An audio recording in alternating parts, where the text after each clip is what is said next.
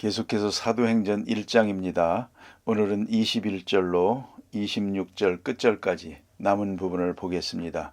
사도행전 1장 21절로 26절 다 함께 봉독합니다. 이러함으로 요한의 세례로부터 우리 가운데서 올려져 가신 날까지 주 예수께서 우리 가운데 출입하실 때에 항상 우리와 함께 다니던 사람 중에 하나를 세워 우리와 더불어 예수께서 부활하심을 증언할 사람이 되게 하여야 하리라 하거늘 그들이 두 사람을 내세우니 하나는 바사바라고도 하고 별명은 유스도라고도 하는 요셉이요 하나는 matti아라. 그들이 기도하여 이르되 뭇사람의 마음을 아시는 주여 이 두 사람 중에 누가 주님께 택하신 바 되어 봉사와 및 사도의 직무를 대신할 자인지를 보이시옵소서. 유다는 이 직무를 버리고 제 곳으로 갔나이다 하고 제비 뽑아 matti아를 얻으니 그가 11사도의 수에 들어가니라. 아멘. 이미 말씀한 바와 같이 지금 120명가량의 사람이 마가의 다락방에 모여서 예수님께서 마지막으로 유언하신 말씀을 따라서 기도회를 하고 있습니다. 약속하신 것을 기다리라, 지시를 기다리라, 성령을 기다리라, 말씀을 기다리라, 그런 말씀입니다. 그래서 위로부터 준 능력, 감동, 용기, 그리고 능력을 받기까지는 아무 일도 하지 말라, 그런 지시입니다. 그래서 저들은 모여서 열흘 동안 계속 기도합니다. 기다립니다. 조용히 기다리는 기도입니다. 가만히 생각해 보세요. 지금 저희들이 어떤 계획을 세우고 그것을 성취하겠다는 그런 기도가 아닙니다. 무엇을 하게 해달라는 것도 아니요. 뭘 달라는 것도 아닙니다. 하나님 이거 주세요, 저거 주세요. 우리는 주세요가 많습니다. 그런데 말이 좀 문제가 있긴 합니다만 아는 것도 알게 해주세요. 그러지 않습니까? 또 감사하게 해주세요. 마지막은 전부 주세요로 끝납니다. 좌우간 부지런히 우리는 달라는 기도를 드립니다만 오늘 이들의 기도는 다만 기다리는 것입니다. 조용히 주님의 부름을 기다리고 있습니다. 그런데 오늘 본문에 보는 바와 같이 기다리면서 그들이 한 일이 있습니다. 그 중에 가장 중요한 것은 그들의 마음속에 있는 어두운 그림자를 제하려고 했습니다. 요새 용어를 빌면 집단 상담입니다. 그 마음을 상담을 해서 마음의 문제를 해결해 주는 것입니다. 집단 상담입니다. 전체를 마음속에 있는 것을 일시에 함께 해결하려고 하는 것입니다. 그것이 뭐냐면 예수님이 십자가에 돌아가셨다는 것이죠. 그러나 이것이 얼마나 더 큰 의미가 있는가를 저들은 알아야 했고요. 두 번째가 가룟 유다입니다. 하필이면 가룟 유다냐? 이게 마음에 걸립니다. 그래서 이 어두운 그림자를 제하려고 합니다. 가룟 유다가 이렇게 해서 목매달아 죽었고 그 비참한 이야기를 며칠 전에 된 일이니까 그때 저들은 어두운 그림자를 빨리 불식했습니다. 기억에서 지워버려야 했습니다. 그래서 오늘 본문에 보면 중요한 일을 하게 됩니다. 베드로가 성서적 해석을 내립니다. 이런 일이 있으리라고 성경에 예언한 바가 있습니다. 그럽니다. 여기만이 아닙니다. 조금 더 나가다 보면 베드로의 설교라는 중요한 설교가 나오는데요. 그 속에서도 유다에 대한 이야기를 합니다. 어쨌든 초대교회의 상황 속에서 가룟 유다 사건은 꺼름직한 일이고 어두운 그림자였습니다. 이것에 대해서 성서적 해석을 내립니다. 이런 일이 있으리라고 했습니다. 성경에 예언한 것이 오늘 성취된 것입니다. 그런 거로 문제 삼지 맙시다. 그것이 첫째고요. 두 번째는 가룟 유다의 위치를 공백으로 두지 않으려고 합니다.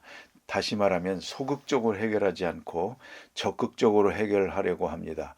저들은 12제자가 있는데 하나가 빠졌습니다. 이제는 모일 때마다 11제자가 모입니다. 이게 늘 마음에 걸립니다. 11제자가 모이면 또 가룟 유다가 생각이 납니다. 그래서 가룟 유다 생각을 아주 빼버리려고 그래서 한 일이 보선을 하게 됩니다. 부족한 자리를 채우려고 합니다. 그 12사도 의치를 채우려고 하는 적극적이고 현실적인 방법으로 문제를 해결해서 가룟 유다에 대한 것 아주 깨끗하게 잊어버리고 그리고 활발한 교회 활동을 하기 위한 것입니다. 특별히 그들이 이렇게 세우려고 했던 이유는 물론 12지파를 대표한다고 생각하기도 하고 하늘나라의 12보좌를 생각하기도 하고 하나님 나라의 상징적인 그러한 의미를 완전히 채우기 위해서 11명 가지고는 안 된다는 거죠. 12명을 채워야 되겠다 해서 보선을 하게 됩니다. 여기서 저들이 이렇게 해서 가룟 유다에 대한 어두운 그림자를 깨끗이 지운 다음에 성령이 임했다는 것이죠. 또 그 행동까지 12제자를 채우고 보선하고 성령이 임했다는 겁니다. 이런 문제를 우리가 깊이 생각해야 됩니다. 그만큼 우리가 해야 할 도리 다 해야 됩니다. 우리가 할 일은 다 하고 하나님의 뜻을 기다려야 됩니다. 저들은 이렇게 열흘 동안 기도하는 중에 가룟 유다에 대한 어두운 것을 다 깨끗하게 처리합니다. 그리고 기다리다가 성령의 큰 은혜를 받게 됩니다. 여기서 사도가 할 일이 뭐냐 이것이 나타납니다. 사도가 왜 필요하고 왜 할 일이 있느냐 하면 부활을 증거하기 위해서입니다. 예수의 부활을 증거하기 위하여. 이건 아무나 할 일이 아닙니다. 부활을 봤어야죠. 부활한 예수를 만났어야죠.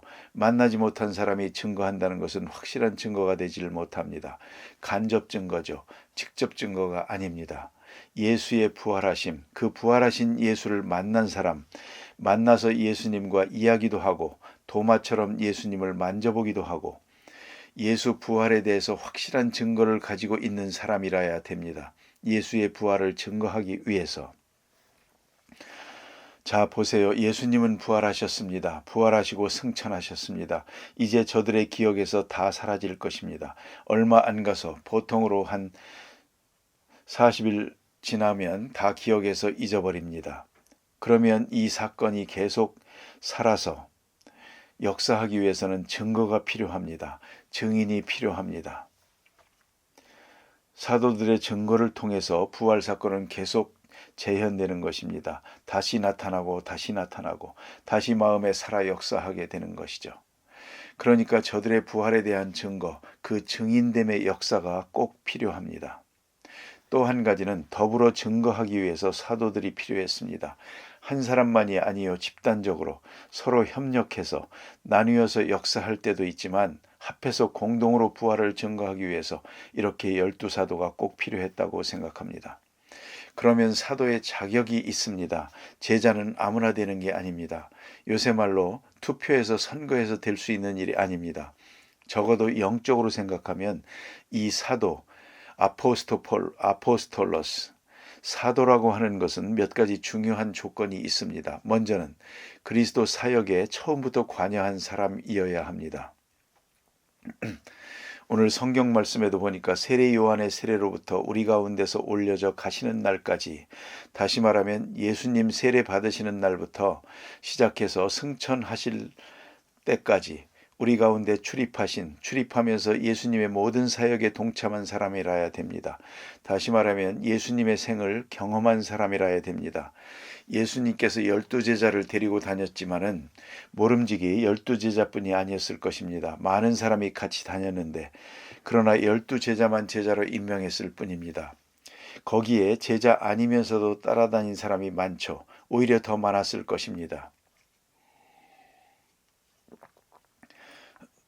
그래서 오늘 본문에 보면 다 저희들끼리 알 것 아닙니까? 3년 동안이니까. 3년 동안 부지런히 제자 아니면서도 제자와 같이, 제자들과 함께 그들 속에 같이 있으면서 예수님의 모든 것을 보고 경험한 이들이 있거든요. 그 중에서 세워야 되겠다 하는 것이죠. 어쨌든 예수님을 자라야 되고 들은 바라야 되고 만진 바라야 되고 함께 체험해야 합니다. 요한일서 1장에 보면 그런 말씀이 있지 않습니까? 본 바요 들은 바요 손으로 만진 바라. 예수님과 함께 체험이 없으면 증인이 될 수가 없습니다. 그것은 자기 생각으로만 말하는 것입니다. 이러이러할 것이다, 이랬을 것이다. 그건 아닙니다. 꼭 체험해야 됩니다. 예수님의 생애에 동참한 자라야 증인이 될 수 있고요. 또 하나는 예수의 부활에 참여해야 됩니다. 그래서 가룟 유다는 안 되는 겁니다. 부활하신 다음에 예수님이 나타나셨을 때 그 나타나신 예수를 본 사람이라야 됩니다. 부활의 증인이 돼야 되니까요. 그 다음에 하나 더 있습니다. 이게 중요합니다. 그것이 뭐냐면 예수님께서 지명했어야 합니다. 예수님께서 불러야 됩니다. 나를 따르라. 이름까지 불러서 아무개 아무개 나를 따르라. 지명에 세웠다는 말입니다. 예수님이 직접 지명했습니다. 여기에 신비로운 것이 있습니다. 보세요. 예수님의 생애에 동참한 사람 많습니다. 12제자만 아닙니다. 매일같이 출석을 부른 것도 아니라 하더라도 그 놀라운 역사에 감동을 받아가지고 계속 함께한 사람들이 있거든요. 예수를 경험했습니다. 또 부활하셨을 때 일시에 500명에게 보였다고 했습니다. 그런 거로 그 500명 중에 한 사람이라면 예수님을 보았죠. 그런데 나머지 문제가 있습니다. 예수님이 직접 지명해야 된다는 말입니다. 내가 나를 따르라. 이건 신비로운 것입니다. 예수님이 직접 지명해야 된다는 것을 생각해야 되겠고요.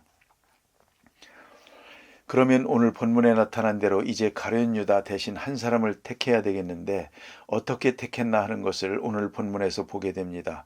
그건 아주 놀랍고 신비롭고 실제적인 목회적인 방법이었습니다. 그게 뭐냐면 먼저 자격 심사를 했습니다. 우리 가운데 같이 있던 사람, 예수님을 경험한 사람, 또 부활을 증거할 수 있는 부활하신 예수님을 만나본 사람, 거기까지는 되는데 하나가 없습니다. 예수님이 이 자리에 안 계시니까 예수님이 지명을 해야 되는데 이걸 모르겠단 말입니다. 누굴 지명해 주면 좋겠는데 그것이 없습니다. 이런 자격 가진 사람은 많습니다. 한 사람을 지명해 주셔야 되겠는데 이건 아무래도 우리가 할 일이 아닙니다. 그래서 이것은 하나님께 권한을 넘기는 것입니다. 그것이 오늘 본문에 나타난 내용입니다. 그러니까 자격 심사는 다 했습니다. 사도들이 가지는 증거 다 가지고 있습니다. 다 함께 하고 있습니다. 그러나 예수님이 지명해 주셔야 되거든요. 그래서 오늘 제비 뽑는 것입니다. 이것은 당신이 선택해 주십시오 하고 하나님께 맡기는 것입니다. 여러분, 이걸 잊지 말아야 합니다. 어떤 일이든지 중요한 결정을 할 때에 우리가 다 결정해 놓고 하나님께 자금만 대라고 졸라서는 안 됩니다. 하나님께 미천 대라고 이렇게 해서는 안 됩니다. 그럼 어찌 해야 되느냐? 우리에게 주신 지혜와 총명과 밝은 이성과 판단력을 따라서 자격 심사를 먼저 하고 사건 심사를 해야 되겠죠. 신앙적으로 성서적으로 다 하고, 그런데 마지막에는 두 가지입니다. 둘 다 옳습니다. 둘 중에 하나 택하는 것은 하나님께 맡겨야 됩니다. 그래야 지혜로운 것입니다. 하나만 결정해 놓고 이것을 밀고 나가겠다고 해서는 안 됩니다. 하나님 앞에 여유를 드려야 됩니다. 둘 중에 하나, 이것은 주님이 결정해 주십시오 하는 그런 자세가 필요합니다. 아주 중요합니다. 가끔 우리도 그런 경우가 있습니다. 이렇게 할까 저렇게 할까. 의와 불의의 문제가 아닙니다. 다 같은 선이요. 선 중에 그 중에서 지고선을 생각하죠. 또 실제적인 선을 생각하죠. 그럴 때에 많이 생각하다가 두 가지 세 가지를 만듭니다. 그리고 이 세 가지 중에는 어느 쪽이라도 좋습니다. 이때쯤 됐을 때 그 문제를 가지고 여러분보다 믿음의 선배가 되는 분을 찾아가서 물어보십시오. 제가 이렇게 할까 이렇게 할까 하는데 잘 모르겠습니다. 기도하고 왔는데 이제 목사님께서 선택해 주시면 좋겠습니다. 그러한 지혜가 필요합니다. 그러한 마음의 여유가 필요합니다. 어쨌든 우리가 생각할 것은 한 가지를 정해놓고 제발 고집 부리지 마세요. 하나님 앞에 고집 부리는 것도 죄입니다. No choice입니다. 선택을 안 하겠다는 게 아니요. 하나님께 선택권을 드려야죠. 그래서 오늘 이 사람들이 자격심사를 다 했습니다. 아무가 돼도 좋습니다. 두 사람을 정했습니다. 여기 제비라는 말은 원문대로 프로세스라고 하는 말은 돌이라는 뜻입니다. 푸세로스라고 하는 말은 돌이라는 뜻입니다. 둥근 돌에다가 이름을 씁니다.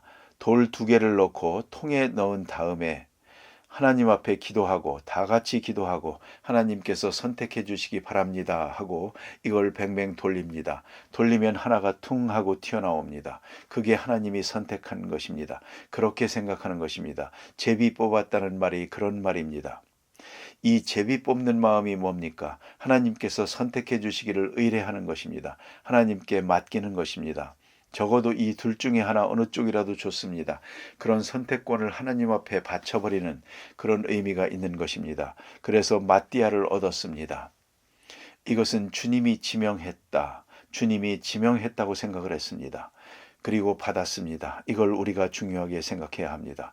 그래서 여기 보니 뭇사람의 마음을 아시는 주여, 이 두 사람 중에 누가 주의 택하신 바 되겠습니까? 하나님은 아시지 않습니까? 우리는 지금은 그래서 투표를 합니다. 투표를 해서 결정이 되면 그건 주님께서 결정하신 줄로 받아들입니다.